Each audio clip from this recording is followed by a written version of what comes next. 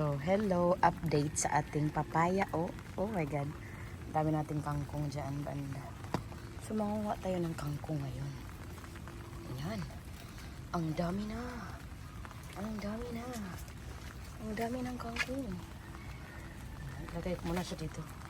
Baka mabuhay lang yan. So, mag-harvest ako ng kangkong, guys.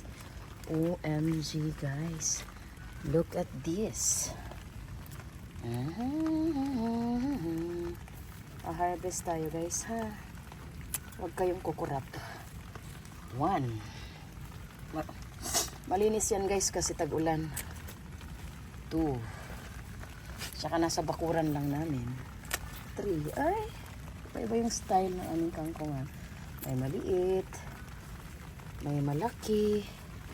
So, yung gumagapang, atoy na natin. O, yun. Uy, ang dami dito, guys, oh. Wag lang yung kalabasa. So, may mga ano pa siya. Meron para siyang ano, guys, may malaki, may maliit. So, ayun. Oh, kukuha tayo ng malaki din. Ayan. Kukuha din tayo ng maliit. Para lalo pa siyang dami. Ayan, guys, oh. Kita niyo yan ang tataba, pure buyag. Pag may itinatanim, may aanihin. Okay, guys. Sarap talaga, oh. Ayun. Oh, putol.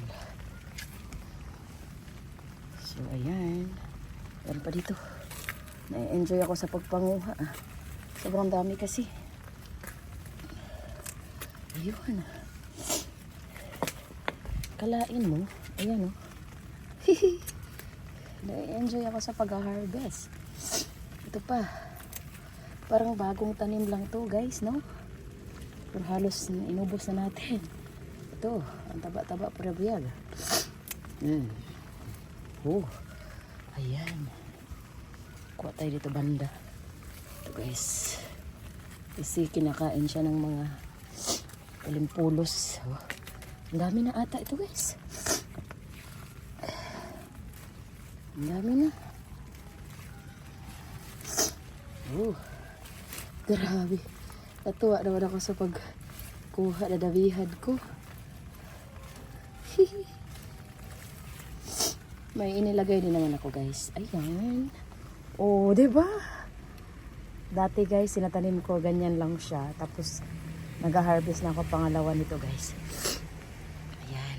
Maulan-ulan kasi kaya malinis. Kami yung mga kalabasa natin. Talbos. Diba? Sarap sa pakiramdam. May kangkong na ako, guys. So, nagsasabi dyan. Yan, oh. Papaya natin, ang kalabasa natin, mulaklak na. Yan. So, guys, thank you for watching. So, pwede kayong manguha dito, guys. Isang gulayan na to.